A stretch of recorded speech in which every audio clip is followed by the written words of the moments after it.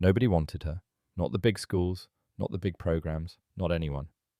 She was a kid from Dunbar, South Carolina, population 900 today, who ran a 12-second 100-meter in high school. Not elite, not even close to it. But on September 14th, 2025, Melissa Jefferson-Wooden crossed the finish line in Tokyo in 10.61 seconds and became the fourth fastest woman in human history. This is not a feel-good story. This is what happens when the wrong people get overlooked. Melissa was born February 21st, 2001 in Georgetown, South Carolina. She played saxophone in the school band. She tried cross-country once, won race. She tried basketball just for conditioning.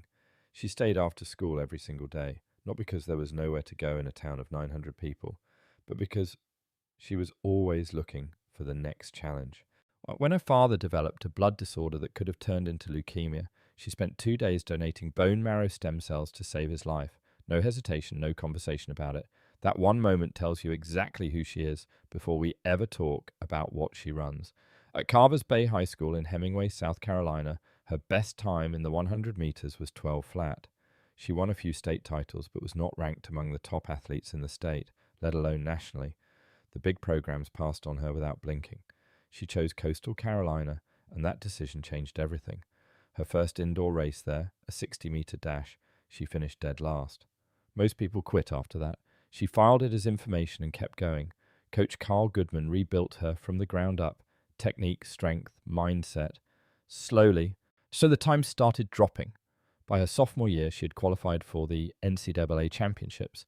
Then in 2022, everything snapped into place at once. She ran 10.75 to win the NCAA indoor 60-meter title and earned a spot on Team USA for the World Championships in Eugene, Oregon, where she finished 8th in the 100-meter final. For most athletes, that is a career highlight. For Melissa, it was just the opening act. Nike signed her. She moved into an elite training group alongside Sha'Carri Richardson and T.T. Terry, where every session was basically a race. Her ceiling went up fast. Then in 2024, the Olympic year that was supposed to be her real breakout, she suffered a stress fracture in her foot and lost 2.5 months of training at the worst possible time. She watched her training partners prepare for Paris while she sat on the sideline. Even on the days where it was a win, she said, it wasn't really feeling like that. She came back anyway, ran 10.71 at the US Olympic trials, finished second behind Sha'Carri, and made the team. At the Paris Olympics, she lined up in the 100-meter final against Julian Alfred of St. Lucia and her own training partner, Richardson. Alfred won gold. Richardson took silver.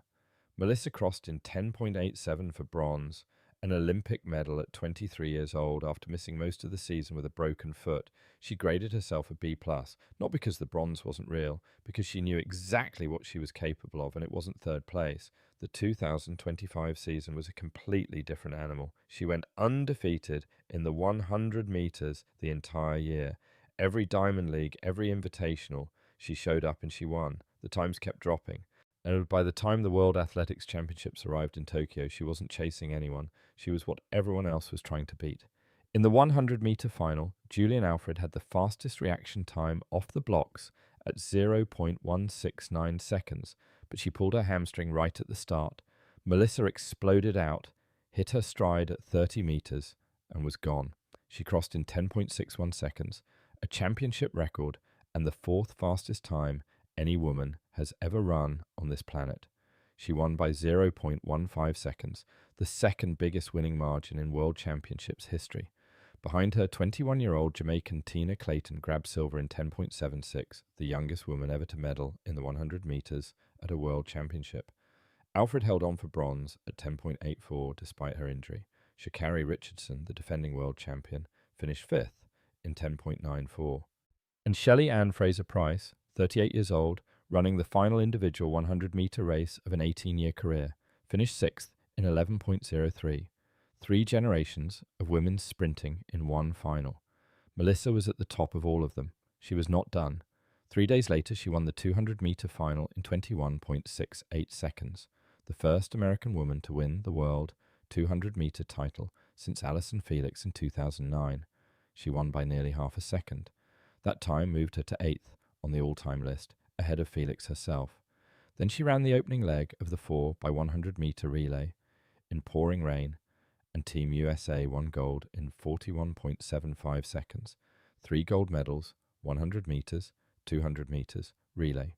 Only the second woman in history to sweep all three at a single World Championships, matching exactly what Fraser-Price did in 2013. And Fraser-Price never attempted it again after that. That should tell you how hard this actually is. Now the only thing left is Florence Griffith Joyner's world record of 10.49 seconds set in 1988, 37 years ago, still standing, untouched by every woman who has tried since. Melissa is at 10.61. The gap is 0.12 seconds. On August 23rd in Silesia, Poland, she lines up against Julian Alfred again. They're head-to-head this season, perfectly split. One race, the 2 fastest women alive, the oldest standing record in sprinting, and a 24-year-old from a town of 900 people who was never supposed to make it past the first round. She said it herself, "I want to go out there and win every single time. Not compete, not medal, win every single time." That is not a catchphrase. That is a 10.61 talking. A 17-year-old just stepped onto the track against grown professionals and made them look ordinary. Not in a lucky race, not in a slow field, but at elite meets where every athlete has years of experience. His name is Cooper Lutkenhouse, and in early 2026, he forced the entire middle distance world to stop and pay attention.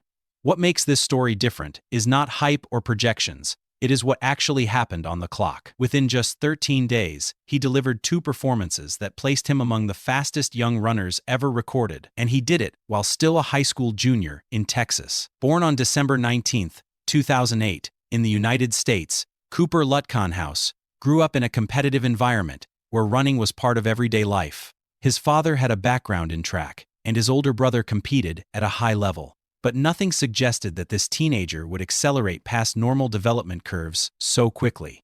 As a freshman, he was already strong, winning races and showing consistency in the 800 meters. But at that stage, he was simply a promising athlete, not a global headline. That changed fast. By the time he reached his sophomore season, his times began to drop into territory that forced comparisons with historic American talents. Names like Jim Ryun and Alan Webb started appearing in conversations, not because of media exaggeration, but because of the raw numbers he was producing. In high school track, progression is usually gradual. Athletes shave off fractions of a second each season. Cooper Lutkenhouse was cutting entire seconds and doing it against increasingly stronger competition. The real shift came when he stepped outside the high school circuit and began racing against older, experienced runners. At national-level meets, he wasn't just participating, he was competing for wins. In one of his biggest outdoor breakthroughs in 2025, he ran approximately 142.27 in the 800 meters, a time that placed him among the fastest Americans in history, regardless of age. To put that into perspective, that kind of performance is typically associated with Olympic-level finalists, not a 16-year-old still attending school. He lined up against athletes like Donovan Brazier, who represent the peak of American middle-distance running. Instead of fading under pressure, he held his position, showing that his speed was not just a junior-level advantage, but something that translated into elite racing conditions. However, his early exposure to global competition also came with setbacks. At the 2025 World Championships, he was eliminated early, a reminder that talent alone is not enough at the highest level. That race became a turning point. Instead of slowing down, he came back into the 2026 indoor season sharper and more aggressive. On February 1, 2026, at the Millrose Games in New York, he ran the 600 meters in approximately 1:14.15, one of the fastest times ever recorded for an athlete under 20. The 600 meters is a difficult event, sitting between sprinting and endurance, and it punishes pacing mistakes. He did not hesitate. From the start, his rhythm was controlled, his stride efficient, and his finish strong. Analysts immediately noticed that this was not a junior athlete overperforming. It was an elite-level execution. Just 13 days later, on February 14, 2026, he returned at the ASICS Sound Running Invite and delivered another statement in the 800 meters, running around 1:44 low indoors. That performance placed him extremely close to the best indoor times ever recorded by senior professionals. It also drew comparisons to athletes like Yuri Borzakovsky, who built careers at the highest international level. The difference here was age. One had years of experience, the other was still 17. What stands out is not just the times, but how he runs. Many young athletes rely on late kicks or unpredictable pacing. Cooper Lutkenhouse runs with control.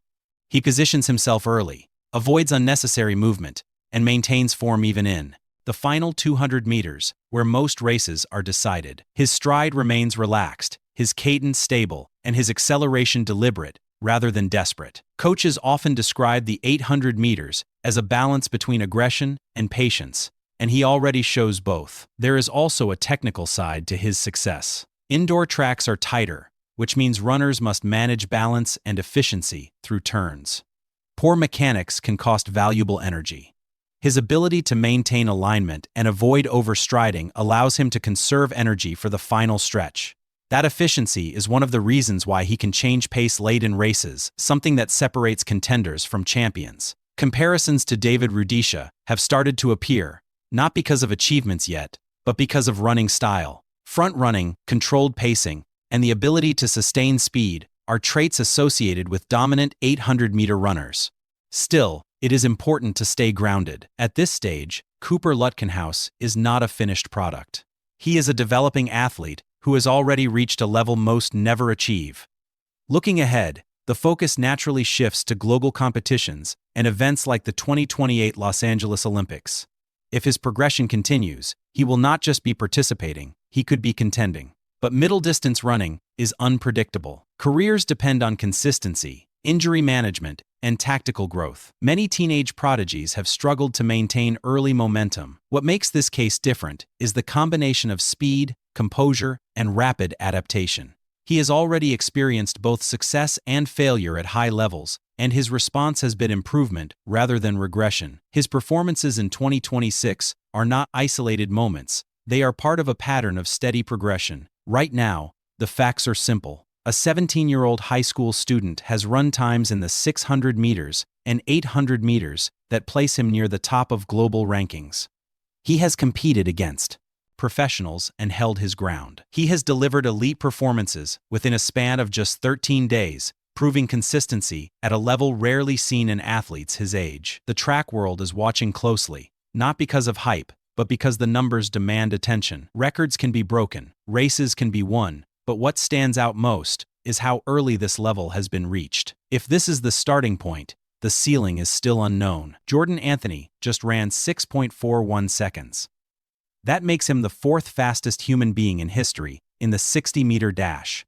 He did it in Poland. He did it on his first ever international competition. He did it with a blood clot the size of a soccer ball sitting on his left arm, and he is 21 years old. So let's actually break down what happened, because the numbers here tell a story that most people are completely sleeping on. Jordan Anthony was not supposed to be a sprinter. He grew up in Tylertown, Mississippi, where football is everything. He was a 4-star recruit, ranked top 12 athlete in the entire state of Mississippi. He signed with Kentucky as a wide receiver. His dream was to win the Heisman Trophy. He started running track as off-season footwork work. He did it to become a better receiver. That's it. But then something unexpected happened. He fell in love with the sport. At Kentucky, as a freshman, he ran 6.55 in the 60 meters and set the freshman record. He transferred to Arkansas and became unstoppable. SEC indoor champion, NCAA indoor champion in the 60 meters, NCAA outdoor champion in the 100 meters. The first sprinter in history to sweep both indoors and outdoors in the same year. In December 2025, he won the Bowerman Award, the highest honor in all of college track and field. Then he made the decision. He turned professional. He signed with Adidas. He moved to Claremont, Florida, and joined the same training group as Noah Lyles.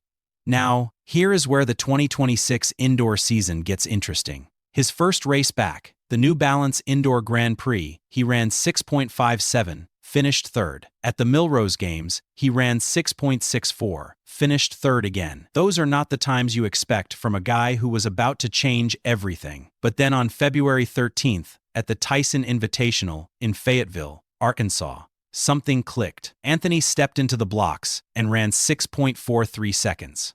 World leading, tied for 9th all-time in history. That was his warning shot. 3 weeks later, he showed up to the USATF Indoor Championships in Staten Island, New York. And Noah Lyles was there, the Olympic 100-meter gold medalist, the 4-time world champion, the man who had literally said out loud before the race, "If anybody here thinks I'm about to let this belt go anywhere, you don't know Noah Lyles." Anthony was not intimidated. When the gun fired, he came out of the blocks clean, accelerated hard through the first 30 meters, and never let up. He crossed the line in 6.45 seconds. Trayvon Bramell finished second in 6 minutes 47 seconds. Noah Lyles, the Olympic champion, finished third in 6:51. Anthony had beaten the best sprinter in the world in his first professional national championship. After the race, Lyles handed him the championship belt. That moment said everything. Fast forward to March 20th, 2026.